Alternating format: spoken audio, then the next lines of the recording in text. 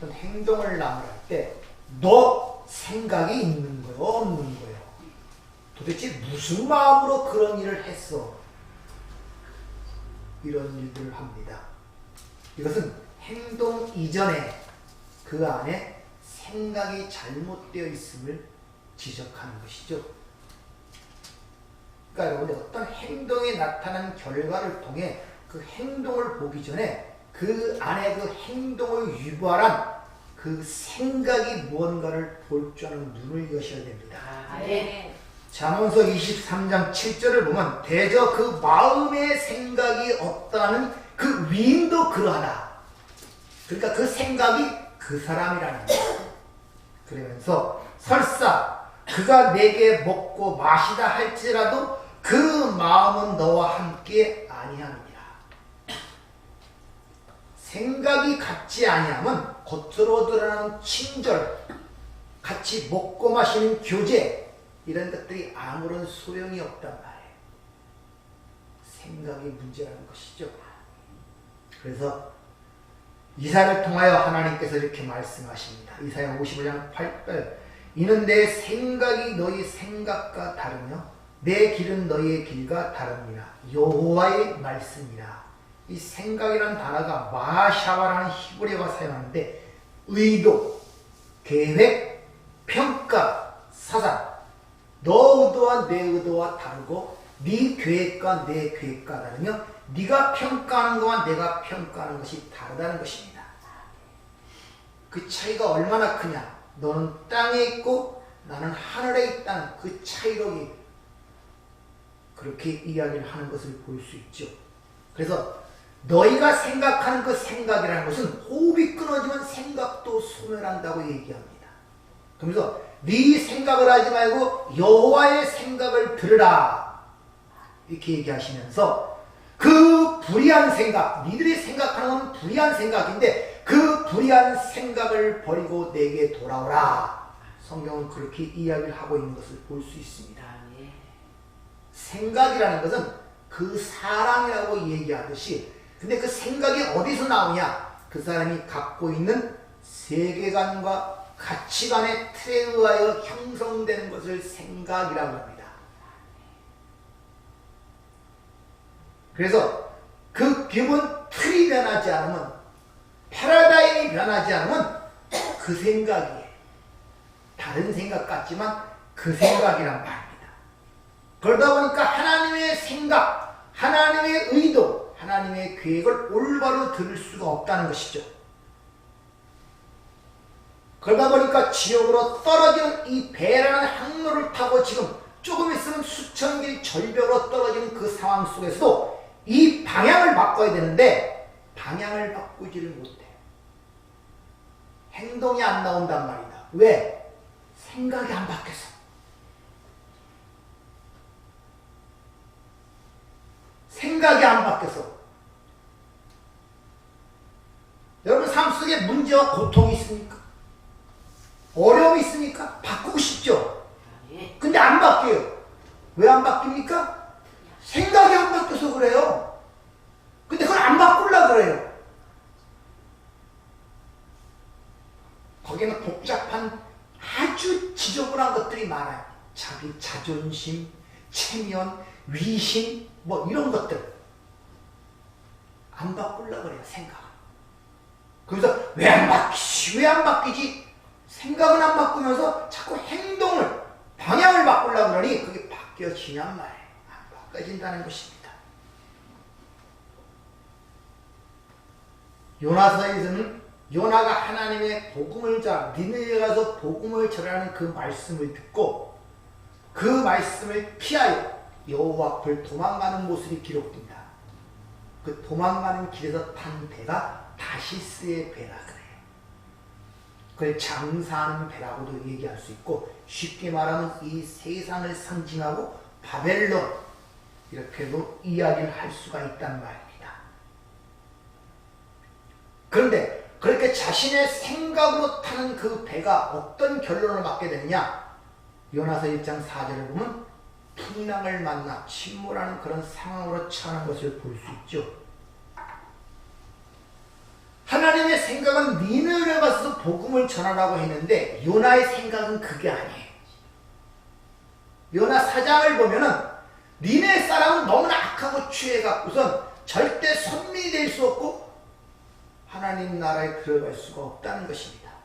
그리고 그들은 그런 하나님의 벌을 받는 게 당연하다는 자신의 생각을 갖고 있는 거예요.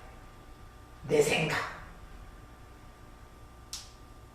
그래서 여호와의 낯을 피하여 도망가려고 다시스의 배를 탑니다. 그렇게 하나님의 생각, 하나님의 말씀을 자신의 생각으로 잘못 왜곡하고 잘못된 생각하는 것을 다시스의 배라는 말로 표현하고 있는 것입니다. 여러분의 배는 지금 잘 가고 있습니까? 인생이라는 배가 지금 잘 가고 있냔 말이에요. 그 방향타를 조정하는 그분이 예수입니까? 여러분입니까? 예수님입니다.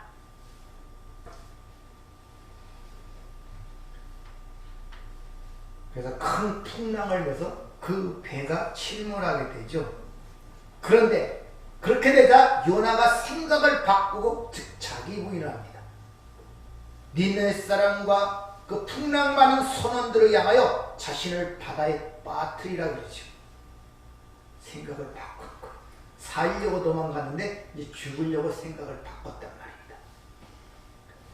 그러자 물에 빠져 요나가 사흘 밤낮을 저주의 바다 수월에 있었다 그러죠. 고래 뱃속에 있었다 그러죠. 그러자 구원받을 자격이 없던 니느웨 사람들과 풍랑의 선원들이 구원을 받습니다. 구원이 뭔가를 가르치는 좋은 이야기란 말이에요. 그러니까 요나는 자신의 생각이 부인되자 죽어가야 할 사람들을 구원하는 구원의 방주의 배의 모형을 예고하고 보여주는 것이 요나서입니다. 생각을 바꿔야 됩니다. 네. 그것이 구원의 길이에요. 네. 지난주에 말씀드린 누가복음 5장에 나오는 베드로의 부르시는 그 시점에 베드로의 고기 낚는 모습이 기록된 것을 지난주에 배웠죠. 거기에 어부였던 시몬을 예수님께서 부르십니다. 그러면서 예수님이 시몬의 배에 올라서 시몬의 그물로 깊은 데로 가서 그물을 던지라고 얘기를 합니다.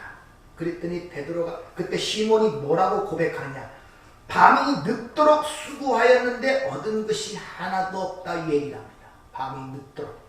여기서 수고하다는 이 번역된 헬라어 단어가 코피아오라는 단어가 사용되는데 노력과 수고의 과정을 통해서 열매가 없어서 너무 극도한 피로감을 느끼는 것, 그 단어가 여기 사용되고 있단 말입니다. 그것이 동분사 과거 능동태 코피아 산테스. 그러니까 그날뿐만 아니라 과거 능동태, 과거서부터 계속적으로 그러한 상황이 이뤄왔다는 것입니다. 밤늦도록 수고했는데 헛수고란 말이에요. 뭐 하나 잡은 거 없어요. 여러분들은 애써서 인생을 살아오셨잖아요. 열심히 살아오셔서 뭔가 좀 걸려든 게 있습니까?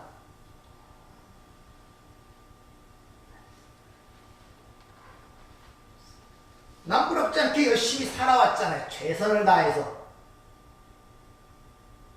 근데 거기에 뭐죠? 걸려든 게 있냔 말이에요.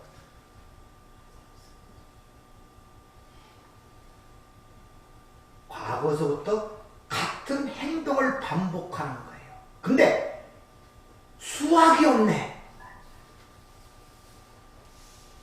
여러분의 삶에 평안이 지금 있습니까? 기쁨이 있어요? 소망이 넘칩니까? 밤늦도록 수고했는데 건진 게 없다 그러죠. 시몬. 바로 그것이 예수님이 얘기한 수고하고 무거운 짐진 자들아 이렇게 얘기를 하는 거예요. 그 짐이 벗어지려면 어디로 가야 된다? 예수께로 와야 돼. 내게 오라고 그랬잖아요. 거기 가서 어떻게 하라? 배우라. 뭘 메고? 명예를 메고.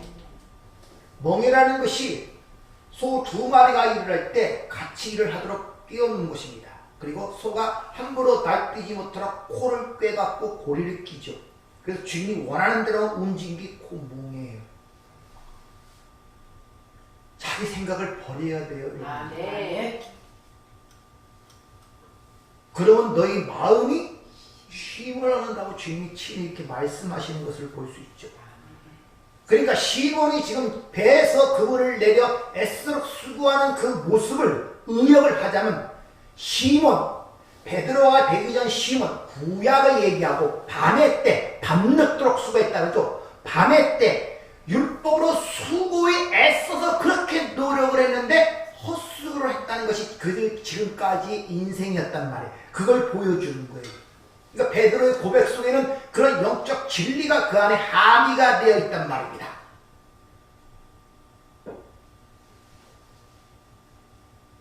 근데 베드로는 못 알아먹잖아요. 이게 무슨 말이지? 그 당시 현실만 보는 거예요. 그게 우리의 현실하고 잘 비교해 보라니까요. 거기에 하나님의 말씀이, 예수의 말씀이 떨어집니다. 깊은 데로 가서 그물을 던지라. 네. 우선은 말씀을 받아들이려면은 내가 지금까지 해온 것이 헛수고라는 사실이 인정이 돼야 돼요. 그래야 말씀이 떨어질 때 그것은 그 말씀대로 행하든지 말든지 할 거 아닙니까? 그런데 그때는 예수님이 십자가를 지시기 전이었고 당연히 성령이 교회에 오시기 전이었죠.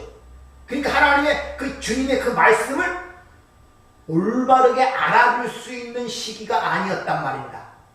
그럼에도 불구하고 그 말씀을 듣고 말씀대로 가서 깊은 데로 그물을 던졌어요. 그때 그물에 물고기가 가득 차서 그물이 찢어졌다 그래요. 그것들을 대부분 이렇게 해석들을 하죠. 그러니까 전체를 안 읽어보는 거예요. 아! 하나님의 말씀에 순종했더니 나에게 큰 축복을 줬다. 만선을 이루겠다. 아무 생각 없이 그렇게 받아들인다니까요. 왜? 우리는 왜곡되게 듣는 자체로 태어나기 때문에. 그것은 너무 어리석은 해석이고 단순한 해석이라는 것입니다. 그래서 지난주에 블레셋이 섬기는 신, 다곤신이 형상이 물고기인데 그 물고기가 뭘 의미하는가를 지난주에 설명을 했죠. 그게 여러분의 머릿속에 있을 때 오늘 이 시몬이 그물로 물고기를 잡는 내용에 담긴 그 의미를 알게 되는 것이지 그걸 모르면 오늘 이 내용도 무슨 말인지를 잘 몰라요, 여러분들. 거기서 물고기 의미가 뭐랬습니까?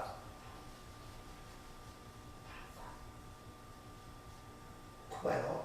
그러니까 물고기 잡는 내용이 세상 생각처럼 바닷가에서 물고기 잡아다 먹는 그런 정도 표피적으로만 보는 거예요. 그러니까 그게 삶에 무슨 유익이 되겠습니까? 성경이 말하는 물고기가 뭔지를 모르는데 그래서 내게 와서 내게 배우라고 주님이 말씀하시는 거예요. 안 그러면 니들의 그것이 수고가 사라지지 않는단 말입니다. 말씀을 던져도 그 말씀에 걸려서 그물이 찢어진다니까요. 파괴가 된단 말입니다, 여러분들. 올바른 걸 누리지를 못하고. 가사 한번 다시 지난주에 물고기가 뭘 상징하는지 한번 읽어들 보세요. 지금 예수님은 이러한 상황을 통하여 당신들의 교회, 당신의 교회, 당신의 백성들에게 뭘 가르치음을 주고자 하는 내용이란 말입니다. 여기서 찢어졌다는 이 단어가, 번역된 헬라어 단어가 디에르 레소라는 단어가 사용되는데 이것이 디에르 레세토라는 수동태가 사용돼요. 그러니까 산산이 찢어졌다, 갈갈이 찢어짐을 당했다 이런 말이에요. 파괴당했다. 말씀대로 고기를 건졌더니 그물이 꽉 찼는데 그물이 산산이 부서져버렸대요. 이응 내도 모르니까 좋은 것만 골라갖고 그물이 가득 찼대. 하나님의 말씀에 순종하면 이렇게 많은 축복을 하신 대로 받아들여버린 거예요. 이것이 우리의 생각이라니까요. 그 불의한 생각을 버리고 내게로 돌아오는 것입니다. 네. 자, 그러면 이 내용을 올바르게 이해하려면 그 그물이 무엇을 말하는 것이며 그물에 걸렸던 물고기가 무엇을 의미하는가를 알아야 된단 말입니다. 그래서 지난주에 다곤신 그 물고기가 뭘 의미하는지를 여러분에게 설명을 드린 거예요. 그 물고기가 뭘 의미하는지. 잠언서 12장 13절을 보면 악인은 입술의 허물로 말미암아 그물에 걸리고 의인은 환난을 벗어나느니라. 악인이 걸린 그물을 입술의 허물이라 그래요. 허물, 패샤, 범죄, 죄란 말입니다. 입술이 보면은 죄가 뭐겠습니까? 뭘로 하니까? 말!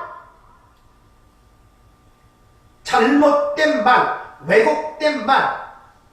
그러니까 그물은 뭐냐? 잘못된 말, 왜곡된 말이란 말입니다. 그러니까 시몬이 던진 그 그물은 잘못된 말에 걸려들어온 물고기들이란 말입니다. 왜곡된 말에 걸려들어온 물고기들이란 말입니다. 그것들은 하나님이 산산이 찢어버린다, 파괴시킨다. 그물이 가득 차매 그물이 찢어졌다는 그 말의 의미란 말입니다. 이게 축복입니까? 저주입니까? 잘 알아들어야 돼요, 여러분들.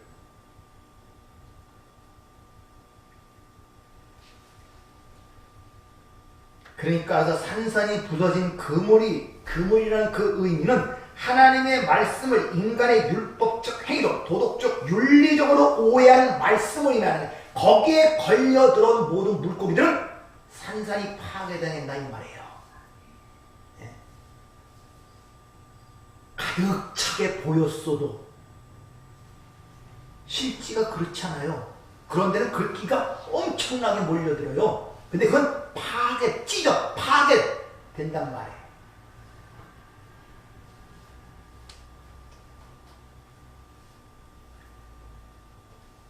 그러니까 그 그물로 하고 애쓰고 노력하고 밤늦도록 애쓰고 수고하는 모든 것들은 무의미하다는 거예요. 그 그물은 찢어진, 하나님에 의하여 산산이 파괴된다는 의미란 말입니다. 그래서 시편 11편 6절을 보면 악인에게 그물을 던지시니 불과 유황이 태우는 바람이 그들의 잔에 소득이 되리로다. 그러한 그물에 걸리지 말라는 뜻으로 우리 예수님이 이렇게 말씀하시죠. 마태복음 16장 6절 예수께서 이르시되 삼가 바리새인과 서기관들의 누룩을 조심하라. 그러니까 제자들이 못 알아먹고 오병의 기적이 일어나는 사건이 이유거든요. 우리가 떡을 가져오지 못해서 누룩을 조심하라. 그건 사두개인과 바리새인들의 교훈을 조심하라 설명해 주죠. 가르침. 왜? 그들의 가르침은 주님의 말씀이면 지옥 자식을 만든다는 거예요.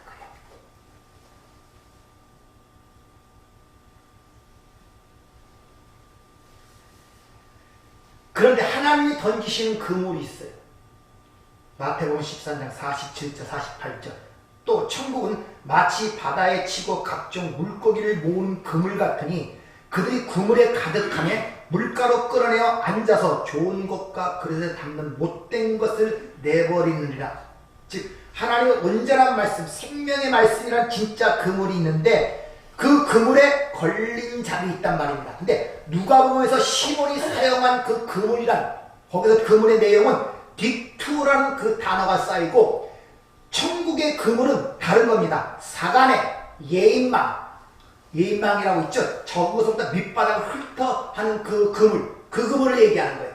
그러니까 하나님 천국에 던진 거물은 그 예인망에서 가짜고 진짜고 다 끌어올린다는 거예요. 다 잡아올린다는 거예요. 그런 다음에 그걸 옳은 것, 바른 것 갈라낸다는 뜻입니다. 그게 진짜 그물인 것입니다. 그러니까 말씀을 던질 때 그 말씀의 진정한 의미를 깨닫고 내가 죄인됨을 깨닫고 오직 예수만이 나의 모든 것을 깨닫고 그 그물에 걸리는 사람이 있는가 반면에 내가 일단 어떻게 하면 착하고 선하게 살아 위대한 사람이 될까라는 그런 식으로 그 말씀을 받아들이는 사람이 있다면 이 모든 사람이 같이 걸려 들어가는 거예요. 그런 다음에 그걸 건져낸 다음에 옳은 것, 잘못된 것을 갈라낸단 말입니다. 그래서 요한복음 21장에 보면 거기 시몬 베드로가 또 주님을 따라서 어부로 잡는 배 모습이 나오거든요. 거기서 보면 거기도 그물이 가득 차죠.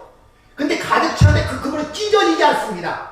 그리고 그 고기를 예수께로 가져가고 그물을 갈라내는데 그때 153마리라는 그런 분명한 숫자가 거기서 기록되죠. 같은 내용을 지금 얘기하는데 결과가 다른 거예요. 시몬 때 던진 그물과 시몬이 베드로가 된 그물이 다르단 말입니다. 베드로라는 단어가 페스트로 반석이라 합니까? 반석에서 생수가 나죠. 그러니까 시몬이 베드로가 되어 생수를 통하여 하나님의 백성들을 건져내는 모습이 어부가 고기를 낚는 그물의 모습으로 대비되어 지금 우리에게 그 구원이 뭔가를 설명하고 있단 말입니다. 그러니까 너희들 잘못된 그물, 왜곡된 말, 잘못된 그물에 걸리면 안 된단 말이에요. 그래서 주님이 내게 와서 배우라고 하는 것입니다. 승천하시기 전에 내게 너에게 분부한 것을 가르쳐 지키게 하라. 분부한 것, 내가 내 안에서 완성하고 그간 것을 그들에게 가르쳐서 지키게, 간직하게 하라. 이게 주님이 승천하시면서 교회에게 부탁하신 말씀이에요.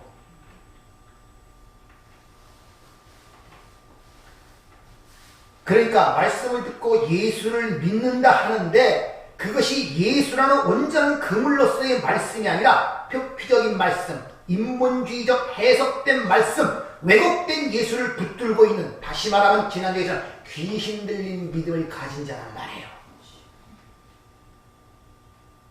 귀신 들린 믿음이 뭐라 그랬습니까? 무슨, 거기 다른 말이 무슨 뜻이에요, 그것이? 잘못된 말. 그것도 구분이 안 가십니까? 뭐 잘못된 말, 왜곡된 말 하니까 살인하지 말라, 뭐 그런 것을 이제 살인해되고 뭐 그런 말입니까? 말씀이 예수죠. 그러니까 하나님의 말씀이 뭘로 결론이 나야 된다? 예수로 결론 나지 않는 모든 것들은 귀신의 믿음이라니까요. 그 말씀이 예수님을 이끌어가지 않는 것은 전부 다 귀신의 믿음이라니까요, 여러분들. 인간 중심의 생각으로 그 사람을 충동시켜 그 사람을 위해서 그 사람의 어떤 것으로 나가는 모든 말씀은 전부 다 귀신의 믿음이라니까요.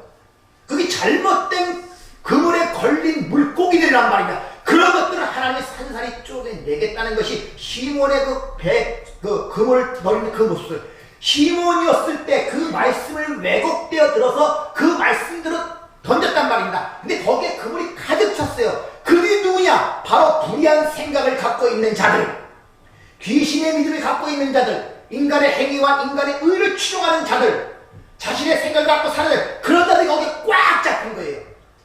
그걸 하나님이 산산히 찢어내신다는 그 말이 바로 시몬의 그물이 찢어지는 모습을 통해 가르치는 거예요.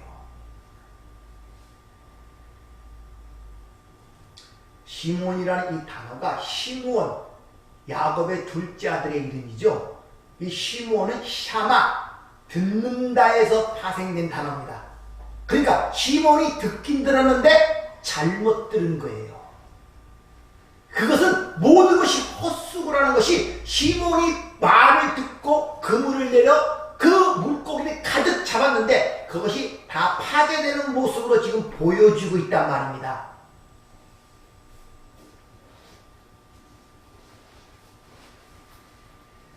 그것이 바로 이 저주의 바다에서 꼬리를 힘으로 의지하여 살았다고 착각하는 물고기들, 즉 죄인들의 모습인 것입니다. 여러분, 꼬리가 될지언정, 아니 머리가 될지언정 꼬리가 되지 말라 그러죠? 바다의 물고기들의 힘이 어디서 나오느냐? 머리가 아니라 꼬리의 꼬리. 왜? 꼬리가 강해야 체험을 잘 치거든요. 그럼 머리는 누구가 있습니까? 예수! 꼬리가 되지 말고 머리가 되라 그러니까 세상에서 뭐 높은 지위에 오르고 높은 고집꼭대기에 오르는 것이 뭐라고 생각하는 분들이 대부분 거기에 다 찢어지는 그물들이라니까요. 거기에 너무 많이 걸려들어요. 너무 많이. 전부 다 엄청나게 걸려든다니까요. 그렇게 하면 세계에서 최고를 만들어준다니까. 이게 예수님 광야에서 시험한 내용 아닙니까? 내게 들어가니 천하만국의 영광을 내게 주리라. 근데 거기에 다 걸려 들어가는 거예요. 인간의 실상이 그렇다니까요. 그러니까 하나님의 천국의 그물은 그런 거고 뭐고 야진이 다 예망에 거들어갖고 골라내는 거예요.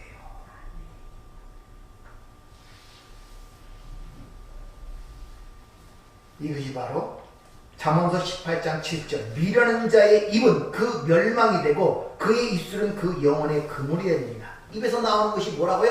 말. 잘못된 말은 그 영혼의 그물이 돼요. 그물. 근데 그 그물이 그냥 그물이 아니라 올무가 된다고 그렇게 이야기를 하죠. 그 위에 내 그물을 치며 내 올무에 걸리게 할지니 끌고 그들을 바벨론으로 가서 나를 반역한 그 반역을 거기에서 심판할지니라 이렇게 얘기를 합니다.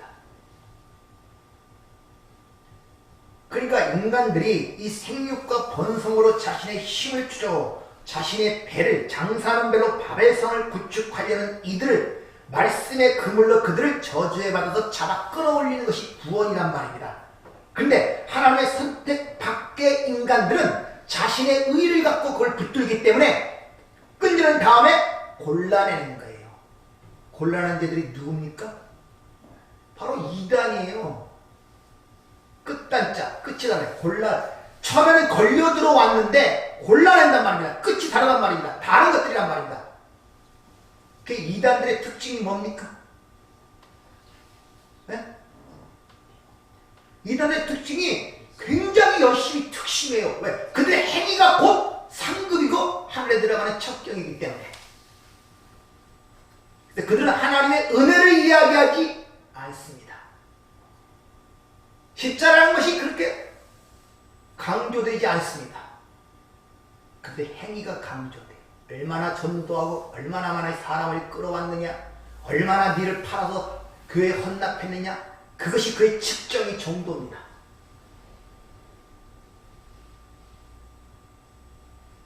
공통점이 있단 말이에요. 다. 그게 바로 골라내는 것이란 말입니다.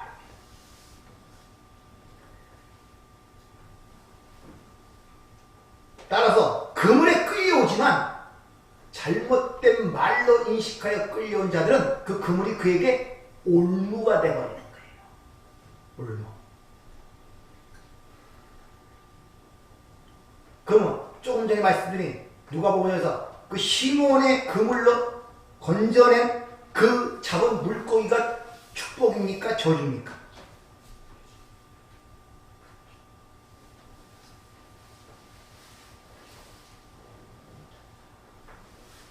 이렇게 분명치 않으니 제가 그래서 시몬은 구약을 베드로가 되기 전에 시몬은 구약을 얘기하고 바벨론에 장사하는 배 또 밤때 밤이라는 것은 항상 흑암을 얘기하죠. 그럴 때 그 잡은 물고기가 하나님의 산산이 찢어지고 버려졌다는데 그게 뭐냐고 묻는데 그게 확신이 답이 안 나오는 거예요. 뭡니까 그게? 축복입니까? 참네. 그게 저주죠. 하나님이 찢어지고 버려지는 것이 저주지. 어떻게 그게 축복입니까? 그것이.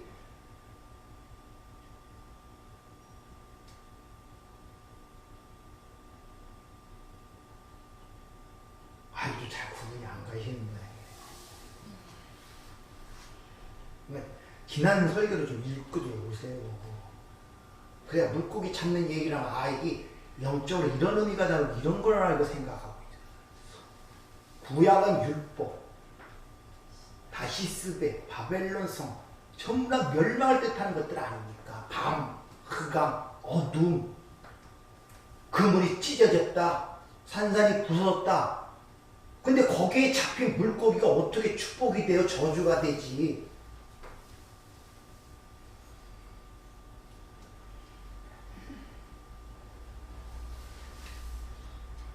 그래서 그 시몬의 배가 그 가득 찬 물고기 찢어진 그물 갖고 있던 시몬의 배가 침몰하는 걸로 결론이 나지 않습니까? 누가복음 5장 7절 이에 다른 배에 있는 동무들에게 손짓하여 와서 도와달라 하니 그들이 와서 두 배 가득 채움에 잠기게 되었더라, 빠지게 되었더라, 가라앉게 되었더라.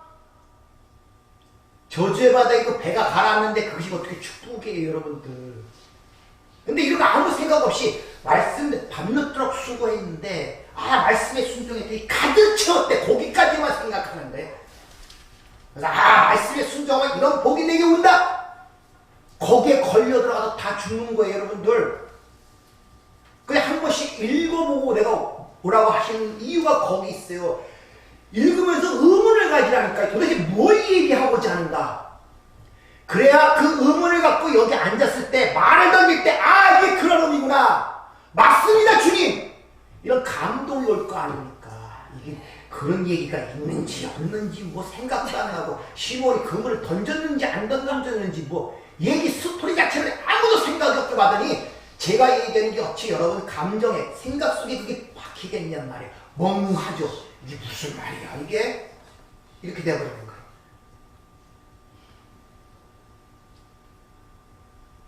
여러분 생각이 변해야 되는데 여러분 세계가 시간이 안 변하면 그 생각이 그 생각이에요. 그래서 초대했죠.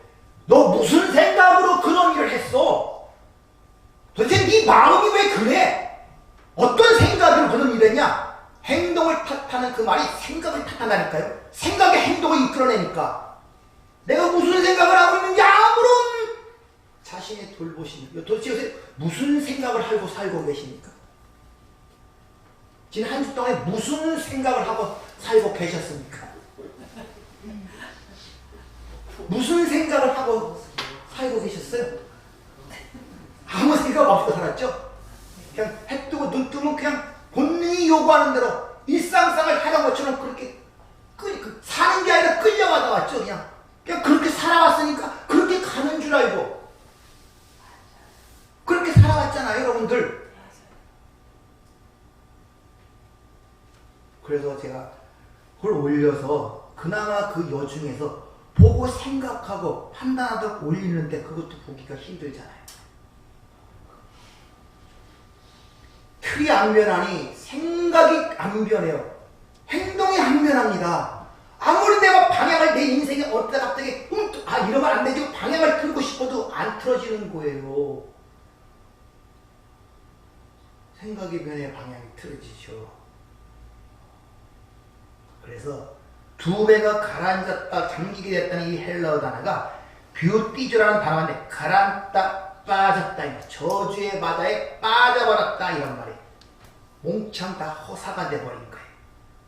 자, 근데 이 상황에 지금 누가복음의 5장의 내용을 알고 있으면 아 상황이 이렇게 전개되고 이렇게 끌어가고 이런 말씀을 하시는 건 아닌데 그 전개 내용을 모르면 그 에피소드를 모르면 이게 무슨 말인가 지금 그래요. 근데 그걸 지금 끌어놓고 다시 본문을 읽고 하려면 시간이 2시간도 부족해요 여러분들. 여러분 40분 50분 앉아있는데 힘들잖아요 지금 막 숨꽃질 나고.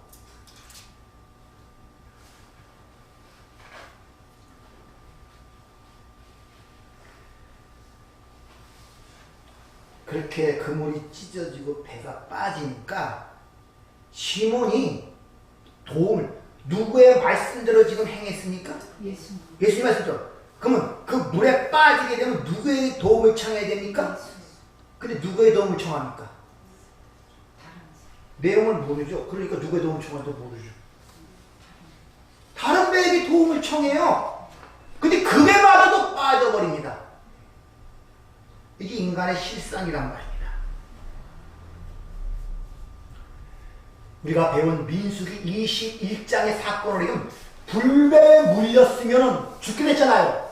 그럼 그 치유방울이 좀 불뱀이 노뱀을 가지고 그것을 바라봐야 되는데 시몬이 그래야 되는데 아니다. 그 노뱀을 바라보는 것이 아니라 주위에 있는 동료에게 도움을 청하더라니까요. 예수님은 내비두고. 이게 인간의 실상이란 말입니다. 우리의 삶의 전반적인 절차가 다 그런 방향으로 흘러가고 있다니까요. 문제가 생기면 가까운 이웃, 내 친구에게 먼저 얘기를 한다니까요.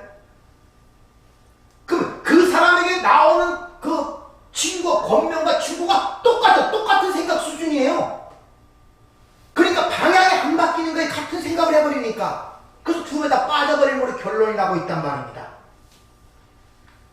하나님의 은혜가 아니면 진짜 하나님께 도움을 요청할 수가 없어. 인간은 본질적으로 곁길로 가게 태어난 존재이기 때문에 내가 힘들다고 어렵다고 내 생각을 돌려서 하나님께 도움을 청한다? 그러지 못해요. 여러분, 따라서 여러분이 힘들고 어려울 때 하나님께 기도하고 눈물 흘리고 하나님께 도움을 구해야겠다 기도해. 그 자체가 하나님의 은혜라는 걸 아셔야지 내가 어떤 믿음에 의하여 부른다는 그런 생각을 하시면 안 된다니까요. 근데 그걸 은혜로 보는 사람이 없어요. 전부 다. 것보다 내 의지로 어렵고니까 하나님께 도움을 청한다고 생각하고 있죠. 그래서 하나님께서 항상 하시는 말씀이 네 마음에 내가 소원을 두고 내 일을 행한다 하시는 것입니다. 아멘. 그러다 어떤 상황이 벌어지느냐? 비로소 베드로라는 이름이 거기서 등장해요. 앞에는 계속 시몬 하다가 베드로라는 이름, 시몬 베드로가 예수님 앞에서 뭐라 합니까? 내가 죄인입니다. 아멘. 갑자기 죄인이라고 고백을 해요.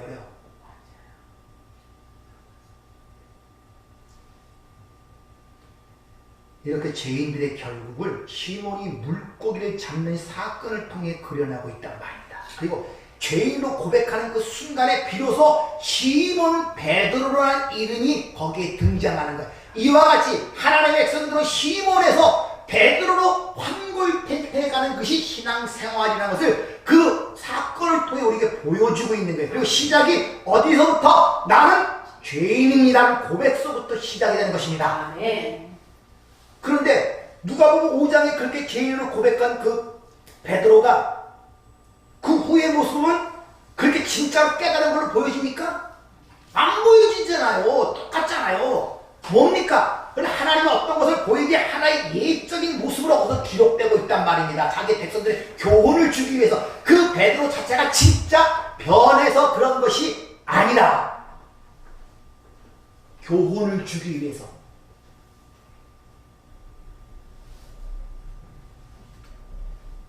그래서 요한복음 맨 마지막 21장에 또 시몬 베드로가 고기를 잡는 모습이 등장하는 거예요. 거기서도 못 잡죠. 거기서도 처음에 못 잡아요. 그러니까 오른편에 던지라고. 거기서 깊은 데가 아니라 오른편에 던지라고 그래. 오른편은 왼쪽 오른쪽이 아니라 오른쪽 바른 쪽 하나님의 쪽을 전부 다 오른쪽입니다. 왼손이 하는 것을 오른손이 하는 것을 왼손이 모르게 하라. 산상수에서 제가 여러분에게 설교했죠. 무슨 말입니까? 어떤 선행을 베풀 때 남들 모르게 멀리 숨어서 하라 그런 뜻이라고 얘기했습니까?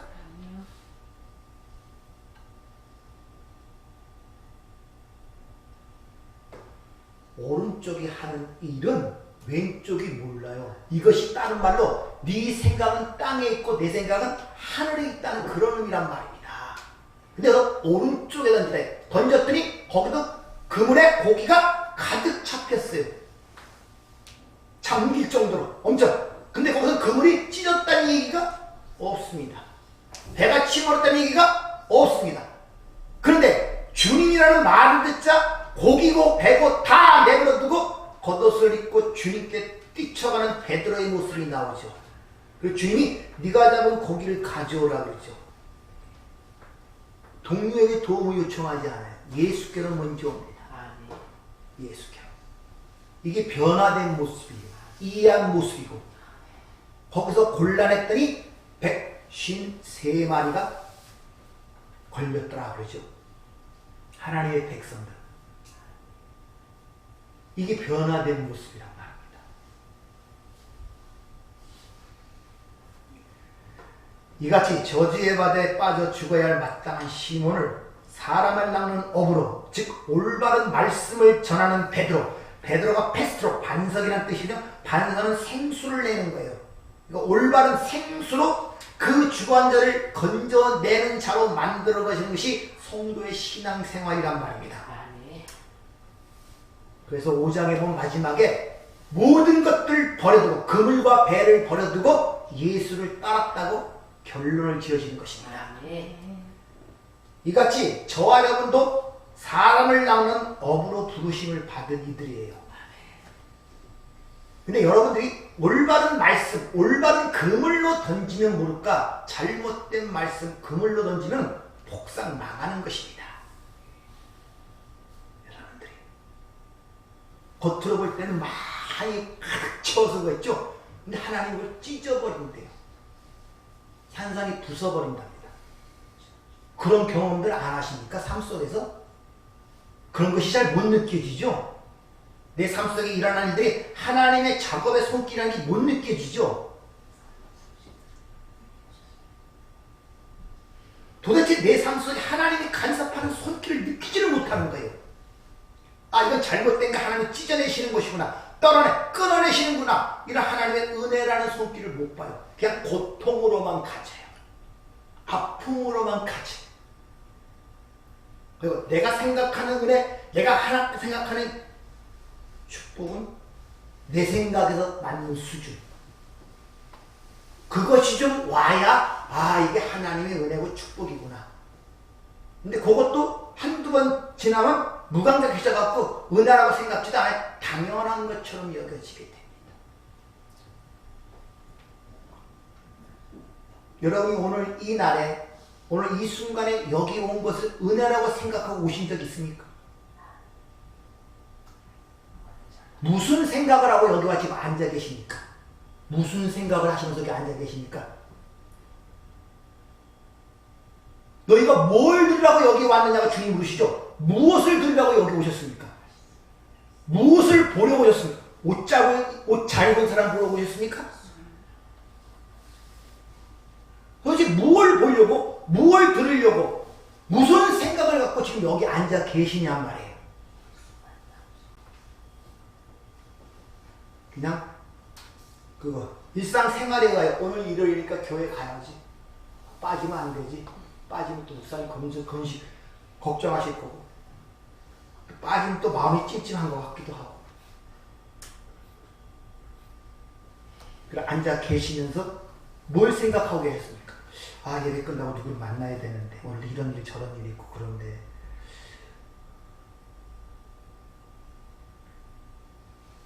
그래도 우리가 죄인이에요, 여러분들. 그런 여러분들이 여기 앉아 있다는 것은 하나님에서 강력한 그 은혜의 손길 때문에 앉아 있는 것이지, 그 손길을 약간 띄면은 벌써 다 뛰어나갑니다, 여러분들. 예? 여러분도 믿음 갖고 여기 나와 있는 줄 아세요? 솔직한 얘기로 하나님의 은혜를 간절히 사모하고 그 생수 같은 말씀을 들어 내가 산다, 이런 말씀을 갖고 계시니까 아니잖아, 여러분들. 그러면 그런 사실을 깨달으면서 아 맞습니다, 주님 내가 죄인이고 이게 하나님의 은혜군요. 그런 강력한 권능의 손이 나를 붙잡고 있기에 내가 여기까지 유지가 됐군요. 이걸 하나하나 깨달아가야 되는데 한번 생각해보시죠. 그러다가 하나님이 자극을 주기 위해서 뭐 톡 건드리면 그것만 아픈 거예요. 그것만 계속 그것만 아픈 거예요.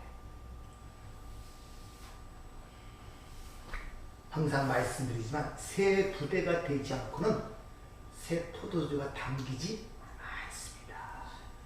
여러분 생각이 변하셔야 돼요. 네. 이 세상을 보는 눈이 변하셔야 됩니다. 네. 여러분이 가치 있게 생각하는 것들이 변하셔야 됩니다. 네. 내 생각이 불의한 생각이라는 걸 인정하셔야 됩니다. 네. 그래서 성도는 성공하는 삶, 승리의 삶이라는 것은 내가 변화되어 어떤 걸 나가는 것이 아니라 하나님이 끝까지 나를 붙들고 놓지 않기 때문에 승리의 삶이 되고 뭡니까? 성공의 삶이 되는 거예요. 네. 그러니까 세상이 보는 가치 판단으로 부와 영광을 얻어 승리와 성공과 실패냐 이런 걸 판단하는 것이 아니라 나 같은 자를 하나님이 끝까지 놓지 않고 붙잡고 가시는 그것이 성공이며 그것이 완성이라는 사실을 아는 것이 우리의 삶이란 말입니다. 네. 그것이 이 땅에서 어떻게 이루어지는가를 알아야 되잖아요. 그 승리 주신 거. 그래서 조금 전에 말씀드린 거예요. 조금만 생각하면 맞아. 하나님께 예배한다는 자가 아무 생각 없이 살았어. 지난 생각도 뭐 얼마나 문제가 하나님을 생각했겠어? 말씀을 사모했겠어? 뭐 했겠어? 그냥 내 마음대로 내 뜻대로 살고 내 영역으로 살다가 오늘 주일에서 그냥 끌려 나오듯이 나와. 근데 이것이 하나님의 손이었구나. 나는 그럴 수 없는 존재인 거고 그렇게 깨달을 때 아, 그 값없이 주신 하나님의 은혜가 생각나요. 이게 성공의 삶이고 승리의 삶이라니까요. 네. 그런 식으로 시각이 바뀌지 않으면 항상 여러분의 삶을 거기서 벗어날 수가 없다니까요. 여러분들이 인천 한빛교회 오셔갖고 이 나라는 자아 숭배 사상에서 조금이라도 벗어나서 이제 그나마 예수 쪽으로 바라보려는 몸부림이 있다면 복된 사람이고 성공한 사람입니다. 네. 물론 그 길이 우리가 생각하는 것처럼 좋은 길이 아니라 때로는 질병으로 올 수도 있고 때로는 우리의 모함과 유명, 핍박 또는 망하는 길로 그것이 우리에게 다가올 수가 있습니다. 그러나 그것이 복된 삶이고 승리의 삶이라는 것을 보는 눈을 가진 자들이 세계관이 변한 자들이고 가치관이 변한 자들이고 인생관이 변한 자들이고 이들이 진짜 하나님의 말씀에 올바른 말씀의 그물에 걸려 천국에 들어갈 자들이에요. 네. 믿으십니까? 네. 그런 분들이 바로 153마리란 말입니다. 네. 우리에게 주어진 고난은 우리가 코로나 시대 때 들었잖아요. 그 알지 못한 바이러스 때문에 몇 차까지 예방주사 맞았습니까? 4차까지 맞았죠. 왜 맞습니까 그거? 예방하기 위해서, 코로나 안 걸리기 위해서, 죄라는 이 치명적 질병을 주기 위해서 백신을 주는데 그 백신이 하나님의 은혜로 감지가 되고 이해가 되어야 되는데 안 맞으려 그래. 네, 나는 죄가 없는 것처럼 느껴지고, 쉽게 말하면 세상적으로 얘기하면 코로나가 안 걸릴처럼 생각하고 하기 때문에 여러분의 백신이 주어질 때 바로 그런 식으로 그 문제를 바라보고 이해하고 감지가 되는 자들이 진정 성도라는 사실을 기억하시길 바랍니다. 네. 그들에게는 예수의 피가, 예수의 십자가가 가장 소중하게 볼 뿐만 아니라 그들의 삶 자체가 예수의 보혈 속으로 녹아들어가는 과정이에요. 예수의 피 위에는 없는 과정으로 녹아들어가는 과정이란 말입니다. 네. 그래서 성도는 이 세상의 모든 사람들처럼 성공인가 실패인가는 상관없어요. 이게 하나님의 영광인가의 모든 관점이 맞춰진다는 것입니다. 네. 따라서 그런 자들은 부자와 나사로의 비유처럼 나사로로 사는 게 훨씬 유익하다는 걸 알아요. 부자로. 왜? 나사로가 아브라함의 품에 담겼으니까. 우리는 그런 주어진 말씀을 통하여 얘기를 통하여 알고 있잖아요. 그럼 여러분의 삶을 어떻게 봐야 될지를 알아야 되지 않습니까? 거기에 초점을 맞추시길 바랍니다. 네. 생각이 그 사랑이에요. 뭘 생각하는가 스스로 물어보세요. 근심되고 염려되고 걱정됩니까? 그러면 거울을 갖다 놓고 내 얼굴 보면서 지금 네가 뭘 생각하고 네가 누구냐고 물어보란 말입니다.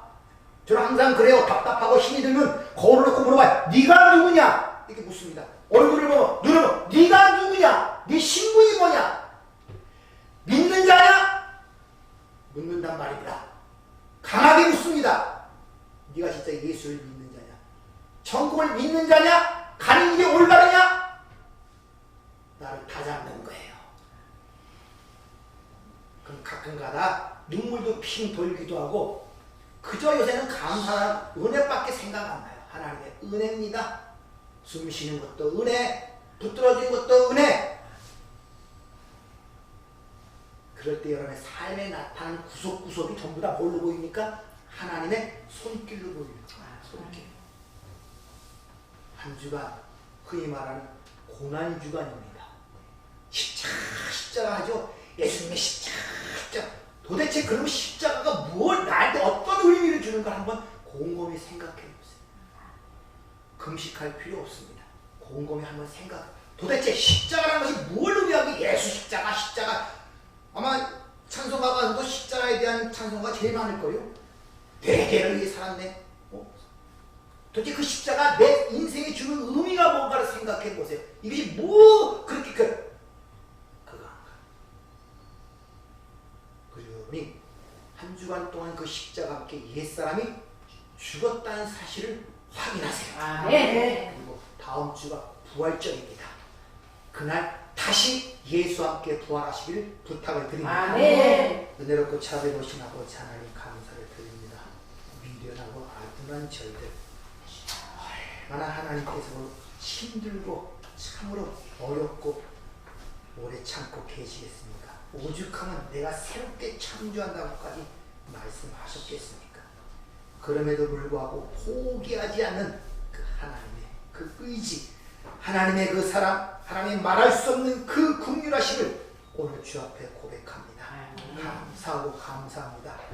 우리 놓지 마시고 주님 만나는 그날까지 꼭 붙잡고 저희들을 인도하여 주시옵소서.